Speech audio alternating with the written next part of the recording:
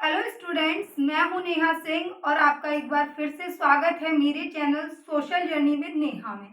तो आज की जो हमारी क्लास है वो पॉलिटी की 7th क्लास है, जिसमें हम कवर करेंगे अंतरिम सरकार का गठन। इससे पहले मैं बता दूं कि जो हमारी प्रीवियस क्लास थी हमने क्या डिस्कस किया उसके अंदर। तो हमने डिस्कस किया था अपनी लास्ट क्लास यानी कि पॉलिटी की 6th क्लास में संविधान सभा की आखिरी बैठक को, जो कि हुई थी 24 जनवरी 1950 को। उसमें हमारे जो राष्ट्रपति थे उनको नियुक्त किया गया, जो कि थे डॉक्टर राजेंद्र प्रसाद, और जो राष्ट्रगीत के रूप में अपनाया उसको वो था वंदे मातरम, और जनगण मन को राष्ट्रगान के रूप में अपनाया। ये सारी चीजें मैंने बताई हैं आपको प्रीवियस क्लास के अंदर जो की। अब जो हम पढ़ाने जा रहे हैं वो हमारी 7th क्लास का टॉपिक रहेगा अंतरिम सरकार का गठन। तो जो हमारे अंतरिम सरकार का गठन हुआ था, अगर मैं उसकी डेट बताऊं तो वो डेट है 2 सितंबर 1946। कितनी है? 2 सितंबर 1946। ये इंपॉर्टेंट डेट है, आप प्लीज इसे नोट करिएगा। मैं यहाँ राइट डाउन कर देती हूँ अंतरिम सरकार का गठन। राइट, तो ये हुआ 2 सितंबर 1946 को। अगर हम ये जाने कि जो मंत्रिमंडल का गठन हुआ वो किसकी अध्यक्षता में हुआ, तो वो हुआ जवाहरलाल नेहरू की अध्यक्षता में। तो हम यहाँ राइट डाउन कर लेंगे JBL नेहरू। मैं शॉर्ट में लिख रही हूँ, आप पूरा लिख लीजिएगा। गठन अध्यक्षता में लिख देती हूँ शॉर्ट में, आप समझ जाइएगा। अध्यक्षता किसकी थी? जवाहरलाल नेहरू की। तो ये जो अंतरिम सरकार का गठन हुआ या अंतरिम मंत्रिमंडल का गठन हुआ, स्टार्टिंग में जब ये सारा प्रोसीजर हो रहा था तो मुस्लिम लीग इसमें पार्ट नहीं ले रही थी, मतलब पार्टिसिपेट नहीं कर रही थी इस मंत्रिमंडल के अंदर। बट जब गवर्नर जनरल लॉर्ड बेबिल ने उनको समझाया, उनको थोड़ा सा कि इसमें आप लीजिए इसके अंदर भाग, किसके अंदर? मंत्रिमंडल के अंदर। तो पहले मैं राइट डाउन कर देती हूँ गवर्नर जनरल लॉर्ड बेबिल। इनको हम बोल सकते हैं कि उस समय के वायसराय। इन्होंने क्या किया? मुस्लिम लीग को समझाया कि आप भी इस मंत्रिमंडल में भाग लीजिए। तो कर देंगे मुस्लिम लीग। क्या किया? समझाया इन्होंने। तो इनके कहने पे, किसके कहने पे? गवर्नर जनरल लॉर्ड बेबिल की कहने में मुस्लिम लीग के सदस्यों ने या मुस्लिम लीग ने इस मंत्री सरकार के गठन में भाग लिया। तो इसमें आगे बढ़ने से पहले मैं बता दूं कि मुस्लिम लीग के पार्ट लेने या भाग लेने से पहले जो टोटल सदस्यों की संख्या थी अंतरिम मंत्रिमंडल में, वो थी 12 सदस्यों की। कितनी थी? 12 सदस्य।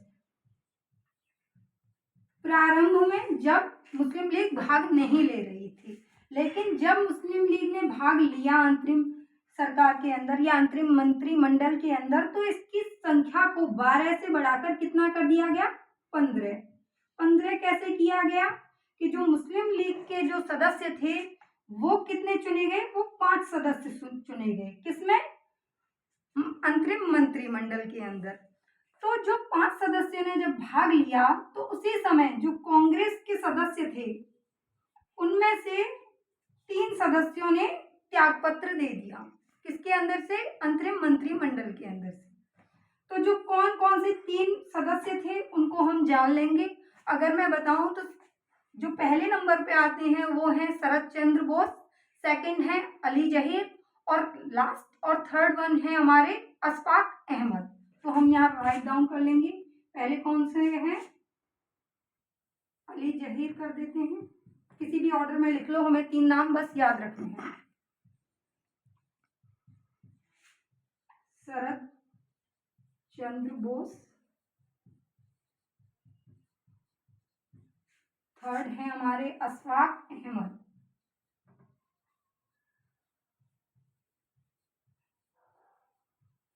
तो ये सारी चीजें हो गई। अगर मैं इसमें बताऊं कि जब मुस्लिम लीग के सदस्यों ने भाग लिया अंतरिम मंत्रिमंडल के अंदर, तो क्या हुआ कि जो कांग्रेस के जो सदस्य थे उनमें से 3 सदस्यों को क्या करना पड़ा? त्याग पत्र देना पड़ा।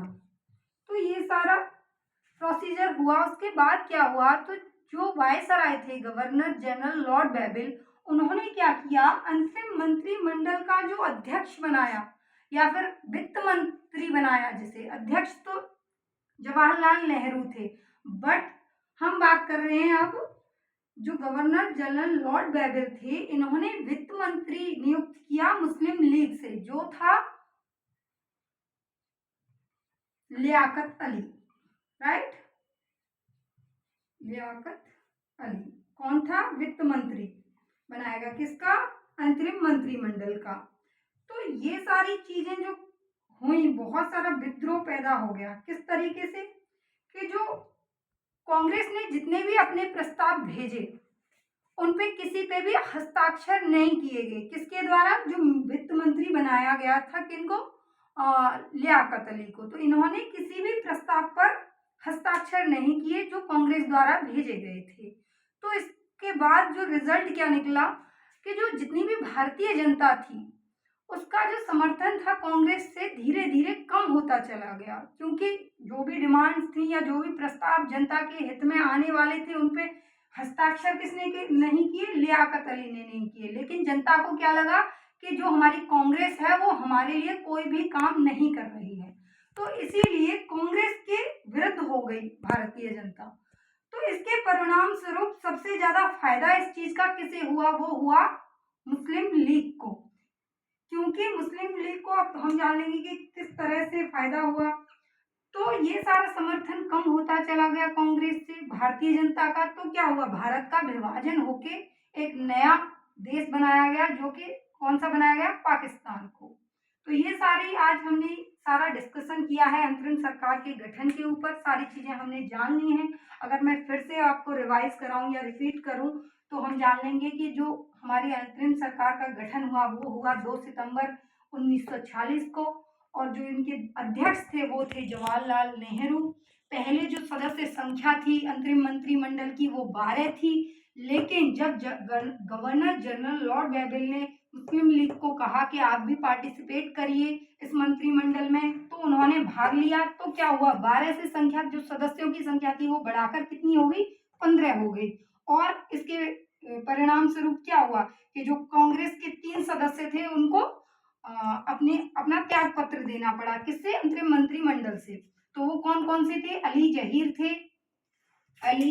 थे, और सेकंड है हमारे शरद चंद्र बोस, और थर्ड थे अशफाक अहमद। ये सारी चीजें हुई। इसके बाद क्या हुआ कि जो वित्त मंत्री बनाया गया मुस्लिम लीग के, लियाकत अली को बनाया गया। फिर क्या हुआ कि उन्होंने किसी भी प्रस्ताव पे हस्ताक्षर नहीं किए, जो कि किसने भेजे थे, कांग्रेस ने। तो ये सारी चीजें हमने जान ली कि किस तरह से परिणाम हुआ इसका, जो सपोर्ट नहीं किया उन्होंने। तो ये सारी चीजें हमने डिस्कस कर ली। इससे आगे हम अपनी लास्ट क्लास में कवर करेंगे। अगर वीडियो अच्छा लगा हो तो please like, comment and share.